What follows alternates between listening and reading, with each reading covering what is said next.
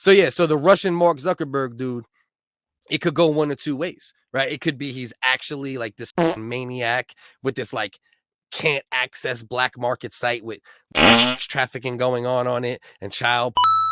The other part of the argument, or he could just be a guy being persecuted because he works outside the lines, right? So that's what we need to figure out. But here's the question, Dust. What do you think about this? If you run a service that is outside the lines and you know it's like harder to access and there's going to be more creeps on it automatically and such, right?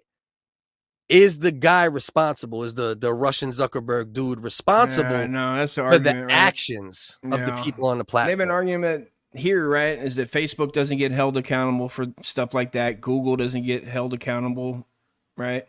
Instagram will kick you off, right, if they see it, but they're not going to be taken to court because somebody posted, some tits or a puss or some CP. Yeah. So that's like, I don't know. France is probably different. That's probably why they did it there. It looks like, one side's like that's strategic. Yeah. They stopped them. They had it all planned out. Well, it is strategic regardless, right? It's just what are the pretenses of the strategy, right? What are you actually catching a person guilty of partaking in this? Are you holding him responsible for others' behavior?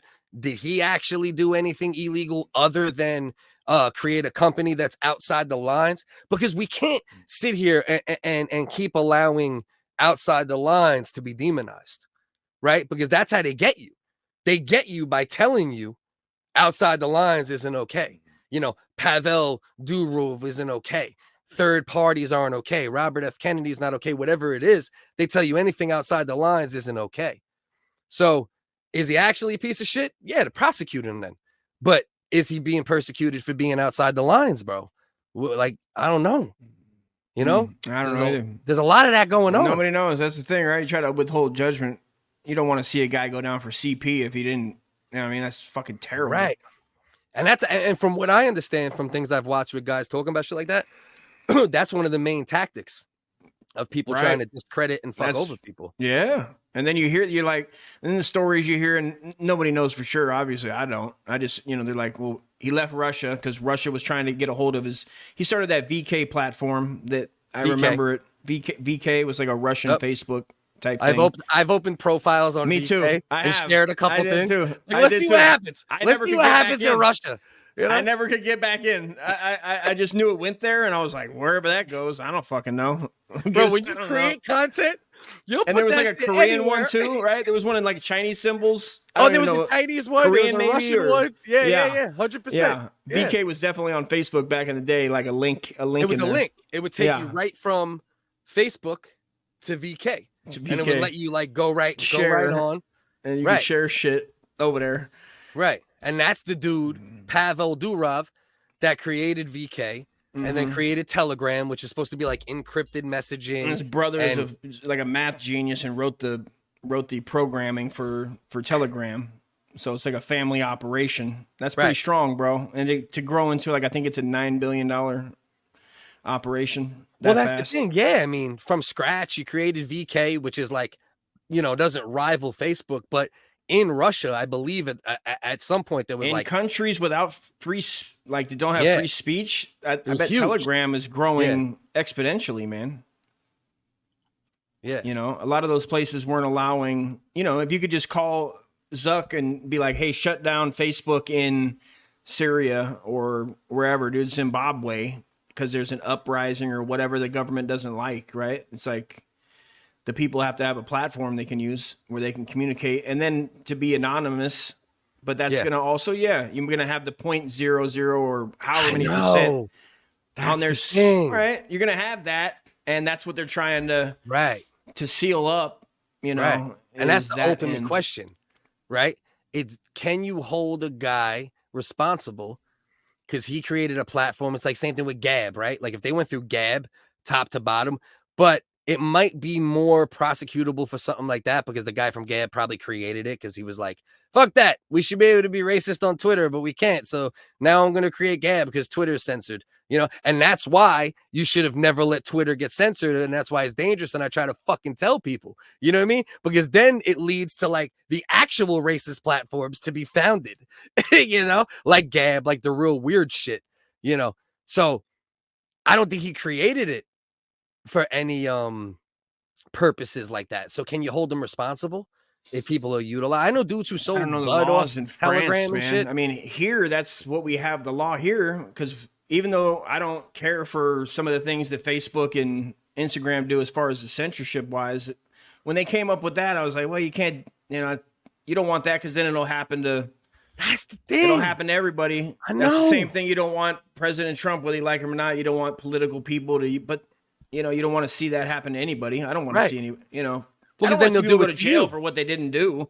It's terrible. First of all, that's you don't want to go to people to go to jail for things they didn't do or things that are like viewed through a lens of we need to make them do something, right? You don't want that, and you also don't want people to be able to use tools of censorship or tools of the justice system, because if they can do it to them, they can do it to you.